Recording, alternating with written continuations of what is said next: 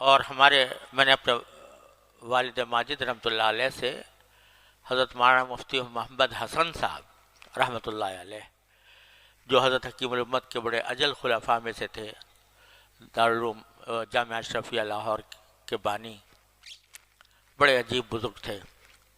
ان کی مجلس میں آدمی پہنچ جائے تو ایسا معلوم ہوتا تھا کہ فرشتوں کی مجلس میں پہنچ گیا. ان کے مجلس میں جو نور تھا، اس کا جو سرور تھا، میں آج بچپن میں ان کی مجلسیں دیکھی ہیں تو اس کا آج بھی تصور آتا ہے کہ جب اس مجلس کے اندر جاتے تھے تو ایسا لگتا تھا کہ چاروں طرف سے نور بکھر رہا ہے. ان کا یہ مقولہ تھا، وہ فرماتے تھے کہ ایمان بڑی دولت ہے، ایمان کی دولت کی قدر کرو، ایمان بڑی دولت ہے، اس ایمان کو بچا بچا کر قبر تک لے جاؤ، اس ایمان کو بچا بچا کر قبر تک لے جاؤ، آگے جیت ہی جیت ہے، آگے جیت ہی جیت ہے. کیوں؟ اس لیے کہ یہ وہ چیز ہے ایمان کے جو جنت اور جہنم کے درمیان فیصلہ کرنے والی.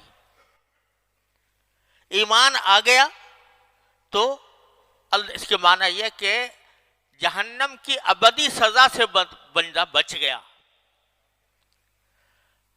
بندہ جہنم کی ابدی سزا سے یعنی ہمیشہ کی سزا سے بچ گیا. یہ بذات خود کہ ابدی، ورنہ کافروں کے لیے ابدی سزا ہے جہنم کی، وہاں سے وہ نکلنے کا راستہ نہیں پائیں گے. وَمَا هُمْ بِخَارِجِينَ مِنَ النَّارِ، وہ نکلنا چاہیں گے جہنم سے نکل نہیں سکیں گے. اور مومن کا حال یہ ہے کہ اللہ تبارک و تعالیٰ اس کے ایمان کی برکت سے کتنا ہی بدعمل ہو، کتنا ہی گناہ گار ہو، گناہ کی سزا پائے گا، لیکن سزا پا کر بالآخر اللہ تعالیٰ نے اس کا ٹھکانہ جنت میں رکھا ہے.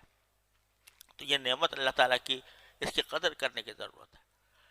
ہاں، گناہوں کی وجہ سے یہ ہو سکتا ہے، عین ممکن ہے کہ گناہوں کی وجہ سے شروع میں جنت میں داخل نہ ہو، شروع میں اللہ بچائے گناہوں کی سزا پانے کے لیے جہنم میں اس کو بھیجا جائے. اور جہنم ایسی چیز ہے کہ اس کا ایک لمحہ بھی ہم جیسے آدمیوں کے لیے قابل برداشت نہیں. چند لمحوں کے لیے بھی اگر چلا جائے بندہ دوزخ میں، اللہ بچائے، اللہ تعالیٰ ہر ایک مومن کی حفاظت فرمائے، تو وہ بھی قابل برداشت نہیں.